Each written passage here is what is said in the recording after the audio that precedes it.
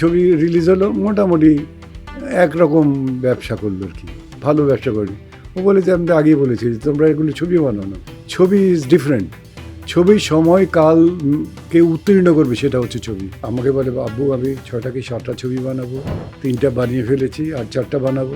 আমি মারা যাওয়ার পরও যাতে মানুষ মনে করতে পারে, আমি দৃঢ়ভাবে বিশ্বাস করি যে আমি হয়তো সেদিন থাকবো না, কিন্তু তার একটা ছবি অনেক সুনাম কুড়িয়ে আনবে বিদেশ থেকে। Stay fine, stay happy, stay good, এবং আমার জন্য দোয়া করবেন। আপনারা নিজের শরীরের প্রতি যত্ন নেবেন এবং সৃষ্টিকর্তার প্রতি আপনারা তার প্রতি গ্রেসিয়াস থাকবেন, মার্সিফুল থাকবেন।